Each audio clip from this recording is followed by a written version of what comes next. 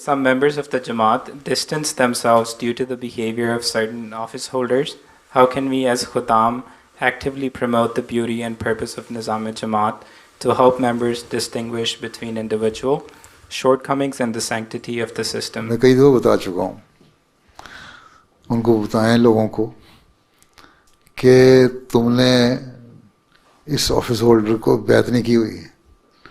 تم نے دین کو سمجھا، مسیح علیہ السلام کو سچا سمجھا، خلافت کو حق پہ سمجھا، تو تم نے بیعت کر لی۔ اب اگر یہ بندہ جس کو تم لوگوں نے خود ہی الیکٹ کیا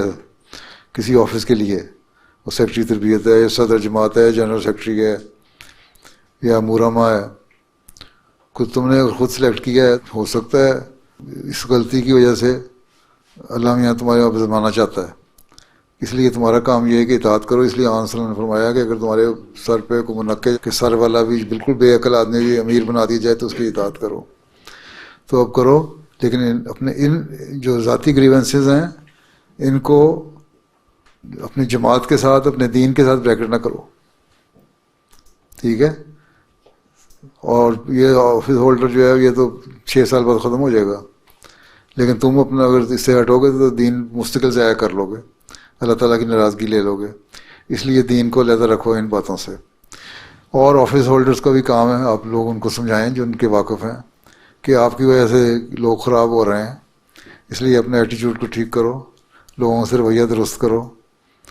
اور ان سے نرمی سے پیش آؤ، ان کی ضروریات کا خیال رکھو، نہ یہ کہ ایروگینس پیدا ہو جائے، تکبر پیدا ہو جائے، آفس مل گیا ہمیں کو عہدہ مل گیا ہے، عہدہ نہیں، عہدہ نہ سمجھے، آپ کو خدمت سمجھے، خادم سمجھے، پھر مشکلات نہیں ہوں گی زیادہ۔ باقی تربیت کا سیکرٹری ہے یا صدر جماعت ہے، لوگوں کے سامنے کسی کی برائی نہیں بیان کرنی چاہیے، کسی کی تربیت کرنی ہے اپنے بھائی کی، اگر آپ تربیت کرنی چاہیں تو اس کو علیحدگی میں جا کے سمجھاتے ہیں، نہ یہ کہ لوگوں کے سامنے بیٹھ کے تو اس کا ذکر کرنا شروع کر دیں۔ اسی طرح مومن ہر دوسرے مومن کو بھائی سمجھنا چاہیے، آفس ہولڈر کو ہر جماعت کے فرد کو بھائی سمجھنا چاہیے، اور اس کی تربیت علیحدہ کر کے ہمدردی کے جذبے سے کرنا چاہیے، نہ اس کے کہ اپنی کوئی بڑائی بیان کرنے کے لیے۔ سسٹم ہمارا اس لیے ہے کہ اصلاح ہو، نہ سسٹم یہ نہیں ہے کچھ لوگوں کے ہاتھ میں پاور دے کے کوئی سپریمیسی کام کرانی ہے، وہاں